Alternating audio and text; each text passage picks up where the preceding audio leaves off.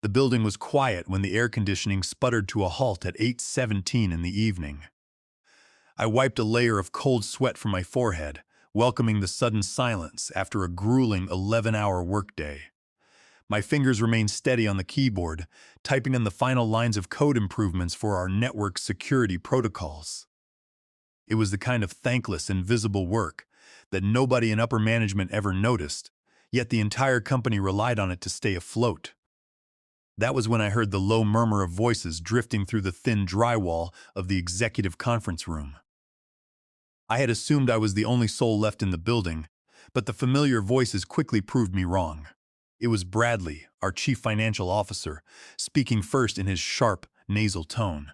He noted that the pattern had appeared again, marking the fourth time I had flagged those unusual pension fund movements.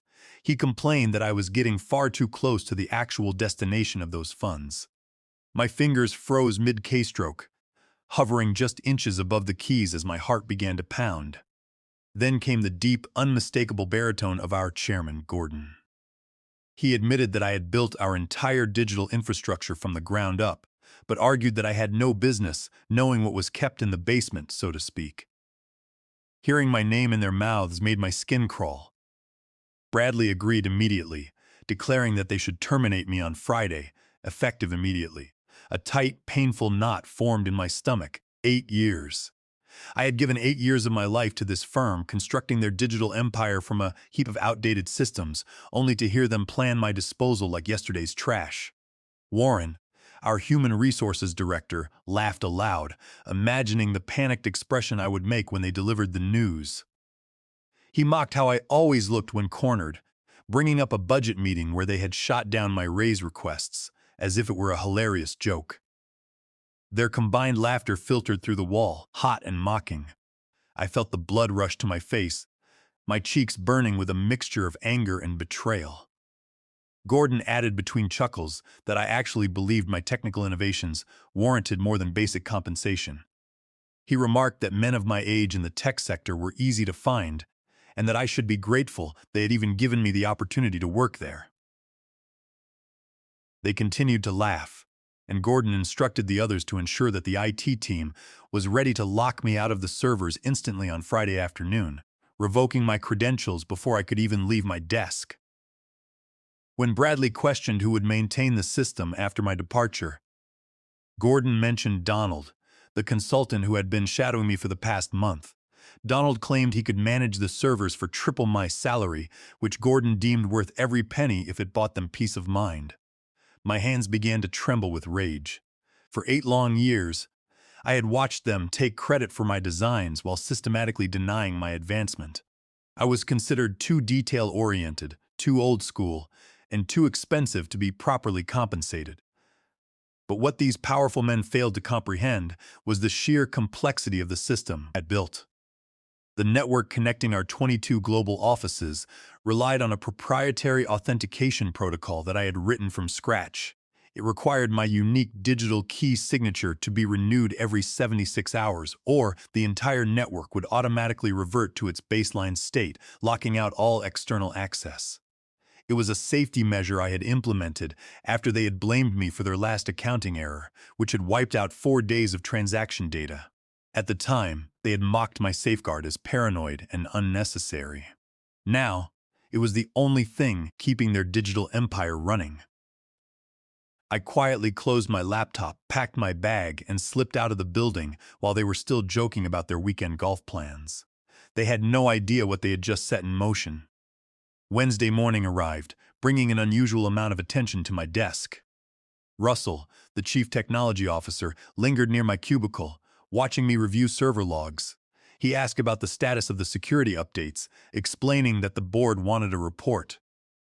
I lied smoothly, telling him it was almost complete, while keeping my hands perfectly still on the desk.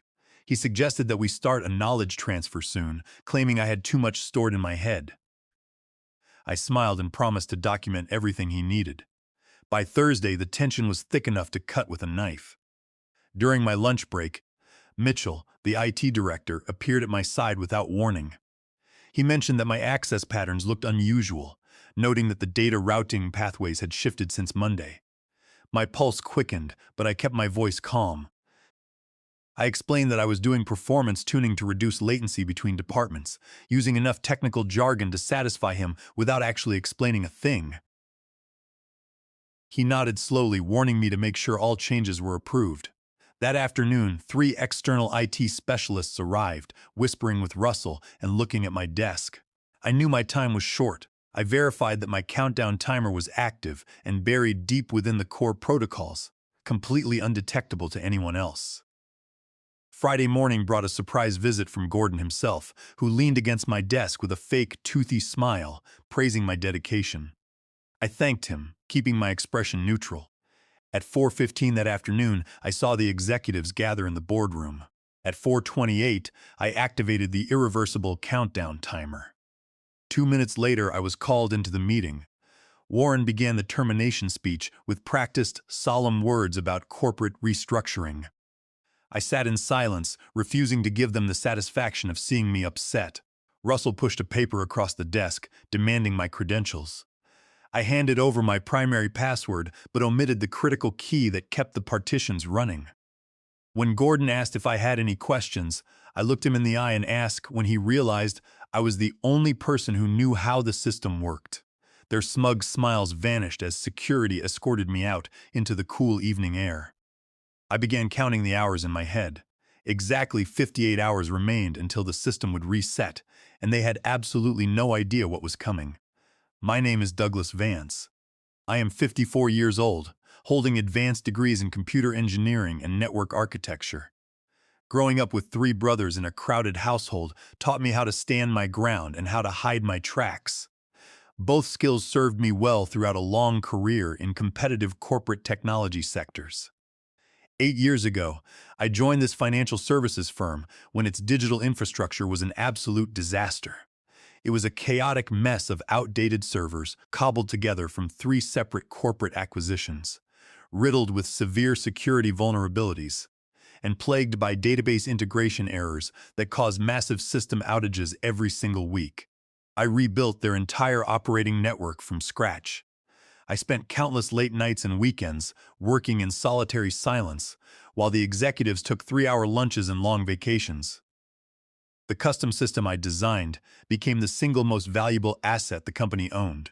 It was a proprietary integration platform that linked all 22 global branches while providing real-time financial tracking that none of our competitors could match.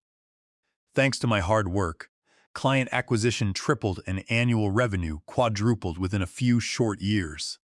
The executive team rewarded themselves with massive bonuses and purchased vacation homes. Meanwhile, I received a modest performance evaluation, a 3% raise, and a cheap company mug. When I approached Gordon about advancement opportunities, he patted my shoulder condescendingly, telling me I lacked executive presence and suggesting I smile more in board meetings. When I proposed a technical advancement track, Bradley complained about tight budget constraints while adjusting the gold band of his brand new Patek Philippe watch. It was during a routine security protocol update that I first stumbled upon the pension fund irregularities. I noticed unusual transaction patterns, where large sums of money were routed through a complex web of internal accounts before disappearing from our tracking systems. I flagged the discrepancy the first time, and Bradley dismissed it as routine financial management. I flagged it a second time, and Russell suggested that I stick to my assigned tasks. By the time I documented the pattern and flagged it for the 4th time, I realized my diligence was viewed as a direct threat to their survival. Saturday passed in absolute peace as I hiked deep into mountain trails, letting the quiet beauty of nature wash away the corporate toxicity. On Sunday morning, I turned my phone back on.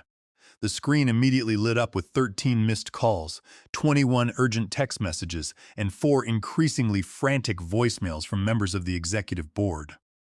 The final voicemail was from Gordon himself, his voice shaking with a desperate edge. He begged me to call him immediately, saying whatever was happening with the servers could be resolved and that I should name my price. It was far too late for negotiation. The 58-hour countdown window was scheduled to close at precisely 3:15 in the afternoon, and Monday morning would bring their ultimate reckoning.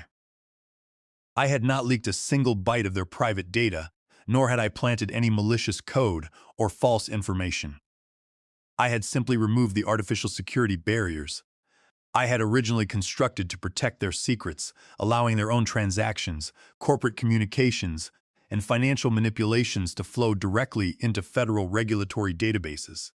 By the opening bell on Monday morning, 11 senior executives would be facing intense federal questioning regarding the $290 million in diverted pension funds they had hidden.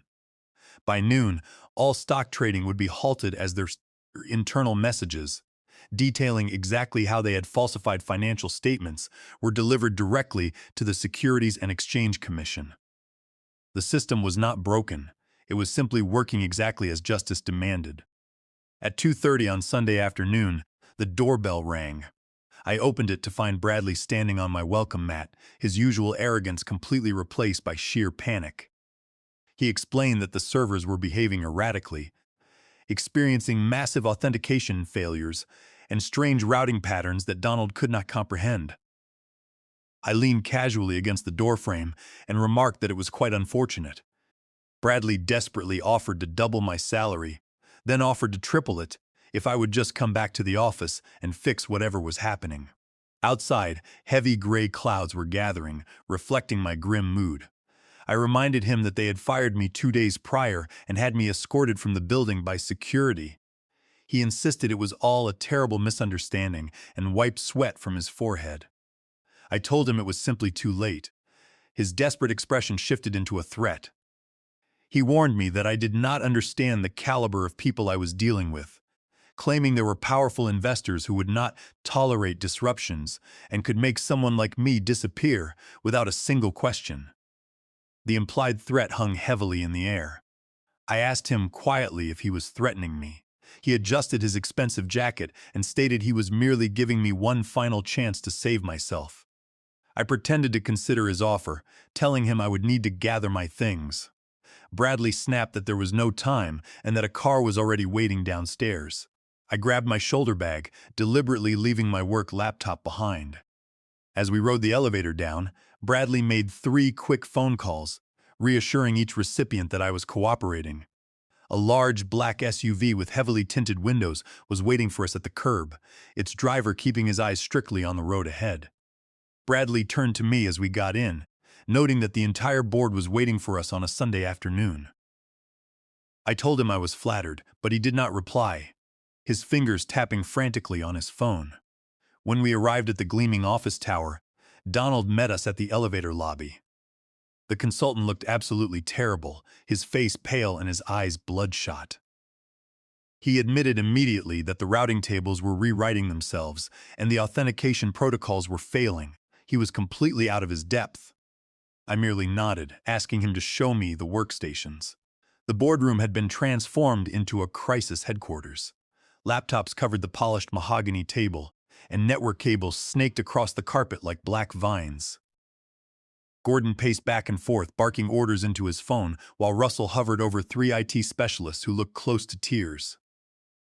Everyone fell silent when I entered. Gordon hung up his phone and approached me, expressing relief and claiming they would make everything right. I checked my wristwatch. It was exactly 3:07 in the afternoon. Only 8 minutes remained until the authentication key required renewal, a deadline they did not know existed. I slid into a vacant chair at a main workstation, typing commands slowly while the executives gathered closely behind me. The protocols were performing exactly as I had designed them, steadily counting down to the moment when the artificial barriers would dissolve. Russell demanded to know what was wrong after 3 minutes of silent typing. I looked up and stated calmly that nothing was wrong and that the system was behaving exactly as designed. Donald pushed forward, asking why everything was failing if that was the case. I corrected him, explaining that it was not failing, but was resetting to its natural state. Gordon demanded that I speak plainly. I checked my watch again. It was 3:12 in the afternoon. I explained that in about 3 minutes, all internal communications from the executive level would begin routing to external oversight bodies as well as internal servers. The room went completely silent. Bradley asked in a hoarse voice which communications I meant. I told him it would include every email, message, and voice transcript from the executive suite for the past 8 months, specifically including their detailed discussions about the pension fund diversions. Gordon's face drained of all color. He stammered that I could not do this. I cut him off, explaining that the authentication protocol required my key signature every 76 hours and that I had shortened the cycle to 58 hours after my termination, knowing they would not discover the discrepancy in time. Russell commanded me to stop it immediately. I shook my head and told him it was irreversible once initiated, even if I wanted to help, which I did not. Donald pushed me aside and began typing frantically, trying to find an override. I told him there was none, reminding them that I had designed the network that way, after they had blamed me for their last accounting adjustment. Bradley grabbed my arm, begging me to fix it and offering a board position and any salary I wanted. I pulled my arm away and told him he should have thought of that before he decided I was disposable. It was 3:14 in the afternoon. The executives began shouting over each other, demanding that they pull the servers offline, shut down global operations, call legal, and destroy the hard drives. I stood up and walked toward the exit, but 2 large security guards blocked the doorway. Gordon told me I was not going anywhere until I stopped the program. I pointed out that holding me was kidnapping, but he countered that it was a matter of national security, calling my actions terrorism. I actually laughed out loud, telling him that exposing their financial crimes was whistleblowing, not terrorism. At 3:15 in the afternoon, my phone vibrated in my pocket. The countdown had officially reached 0. Alarms began blaring from multiple server racks, and red warning messages flashed across every screen in the boardroom. Donald cursed loudly as he read the display, announcing an authentication failure. He explained that the protocols were reverting to baseline and the partition walls were dissolving. Bradley screamed for an explanation in plain English. I answered for him, telling them it meant their secrets were no longer secret. The next 4 hours were pure chaos. The IT specialists cycled through increasingly desperate measures, while the executives pulled me into one conference room after another, alternating between threats and pleas. None of it made any difference. The system was now operating without the artificial barriers I had built.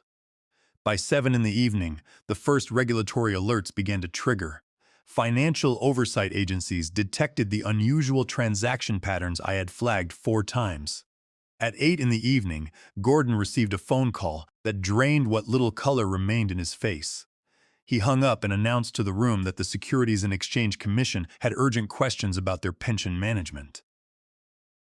All eyes turned to me in silence. I told them that I had not leaked a single document and that their own corporate communications had done it for them.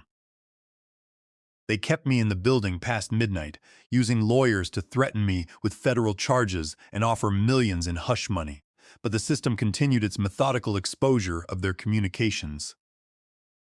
Past midnight, Gordon entered the conference room alone, looking decades older. He warned me that I did not understand what I had done, claiming dangerous people were involved who would not accept exposure.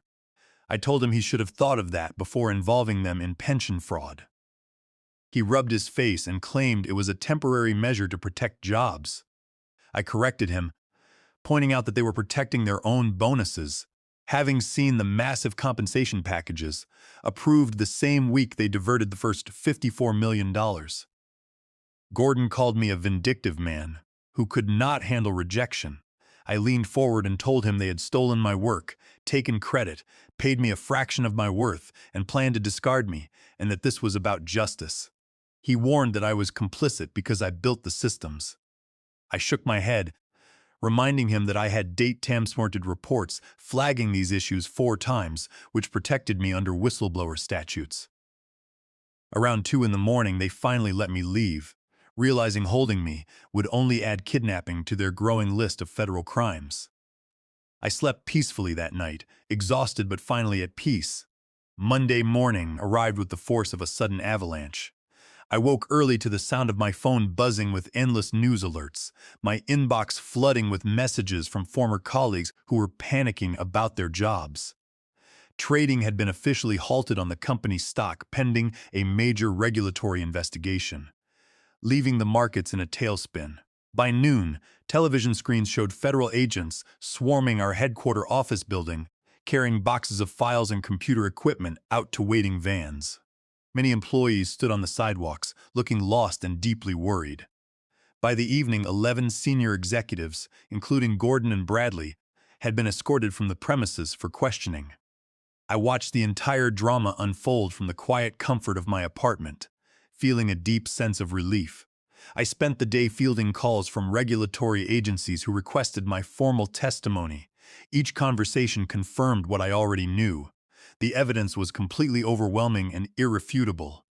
The executives' own words, preserved in their internal communications, provided all the proof the investigators would ever require. On Tuesday, I received some unexpected visitors at my home. They were representatives from the pension fund beneficiaries, representing thousands of current employees and retirees, whose financial futures had nearly been stolen by the board. A retiree named Clara, who had worked 38 years at the company before Gordon took over, spoke for the group. She told me they were calling me a hero and thanked me for saving their livelihoods. She explained that many of them relied on those pensions to cover basic living costs and essential medical expenses, and without them, they would have been completely ruined. I had not expected this kind of response. Seeing the actual faces of the people I had protected made the entire ordeal hit me harder than anything else. Their gratitude was a powerful contrast to the corporate greed I had spent years fighting. On Wednesday morning, my phone rang with an unknown number. When I answered, a deep voice asked for Douglas Vance. I confirmed my identity, and the caller introduced herself as Director Davis from the Federal Financial Crimes Task Force. She told me we needed to discuss my former employer immediately. My heart raced, wondering if I was in trouble myself despite my efforts to do the right thing.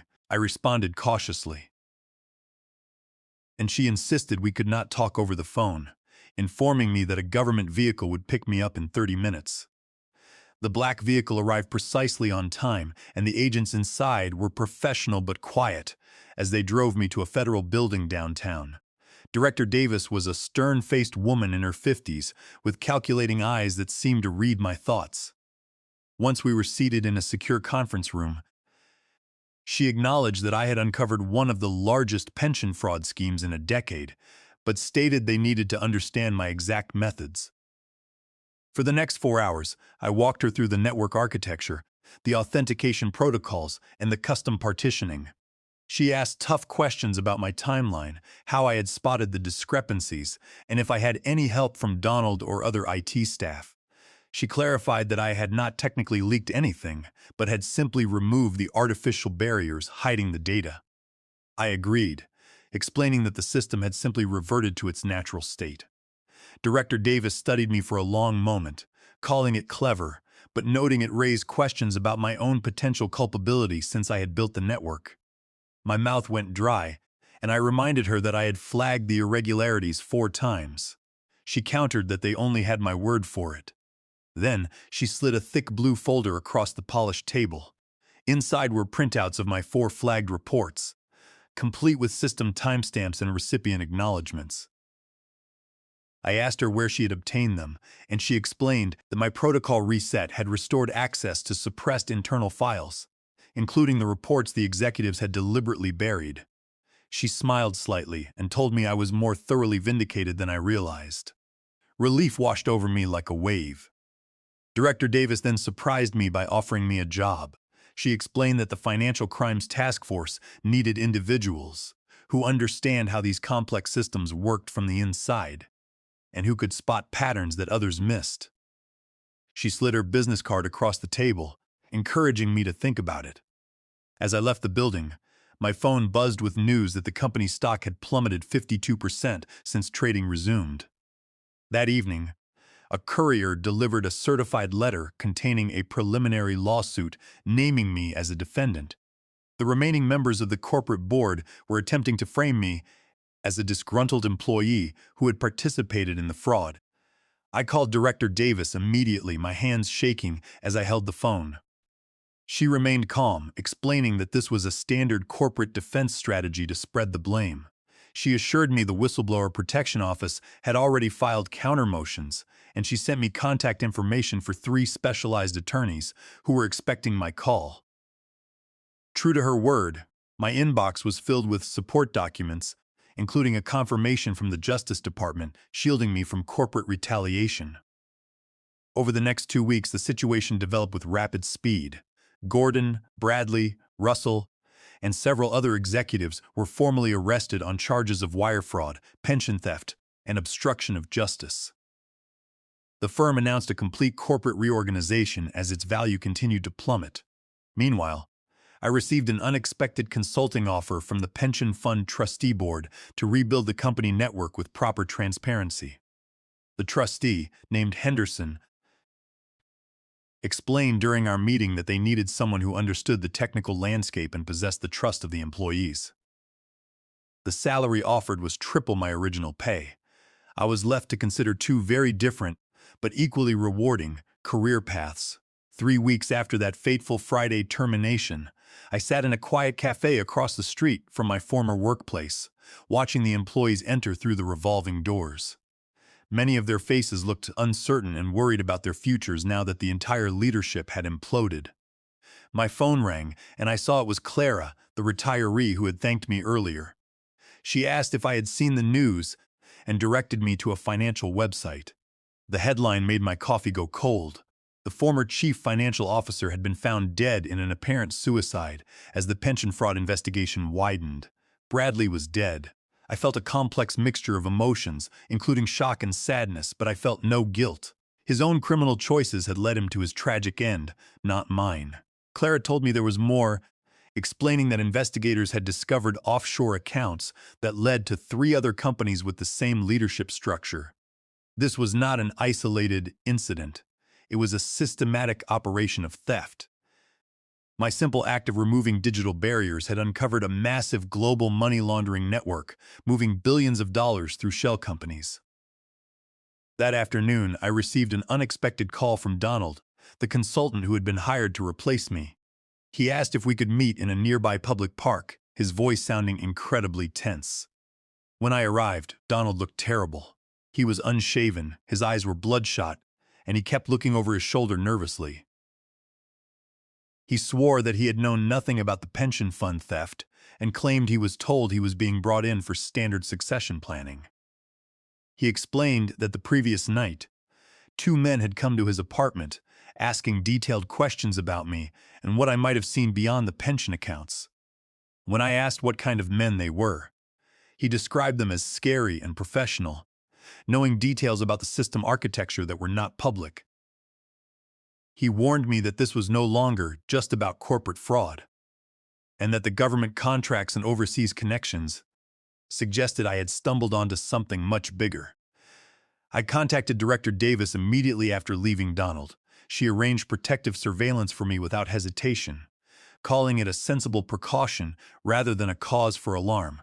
That night, I could not sleep, wondering if I had truly understood what I was exposing, or if I had simply pulled one thread of a much larger tapestry.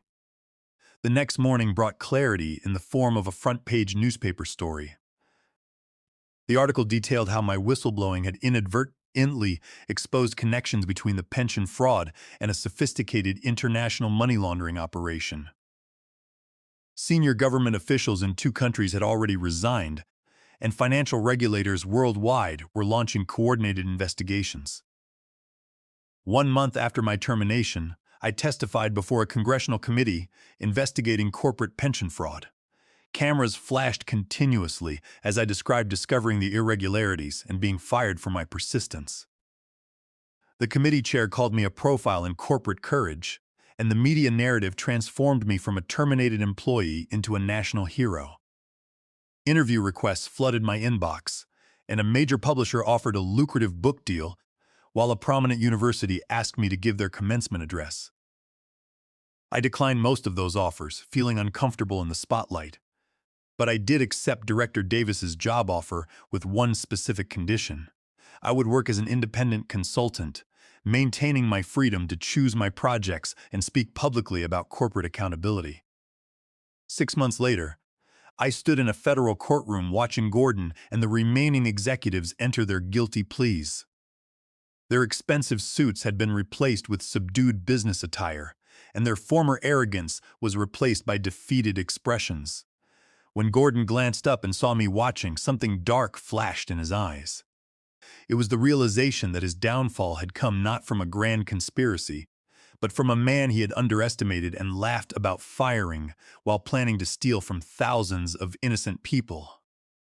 The judge's sentencing was unsparing, giving 19 years in prison to Gordon and slightly less to the others, along with financial restitution in the millions and the complete dismantling of their personal wealth. The judge stated that the defendants had abused positions of extraordinary trust to enrich themselves at the expense of working people who had spent decades building the company. As Gordon was led away in handcuffs, he stopped briefly beside me and whispered that I had destroyed everything. I met his gaze steadily and told him that he had done that to himself and that I had simply removed the barriers that hid his crimes. That evening, I visited the company headquarters for the first time since being escorted out. The building looked the same, but everything inside had changed. There was new leadership, new security protocols, and new transparency measures that ensured no one could ever again divert funds without multiple levels of oversight. The system I had built was finally serving its true purpose, protecting the financial security of thousands of working people. My revenge was not in destroying the company, but in restoring it to what it should have been all along. In my new office at the Financial Crimes Task Force, I kept a single memento from my previous job: the cheap company mug they had given me instead of a proper raise. Inside it, I placed the business card of the federal prosecutor who had thanked me for my courage. Not everyone gets to see justice served so completely in their lifetime, but that day in the courtroom, watching those who had dismissed me face the consequences of their actions, I realized the most powerful revenge is restoration. Setting things right, creating systems where truth cannot be buried, and ensuring exploitation cannot be hidden is what truly matters.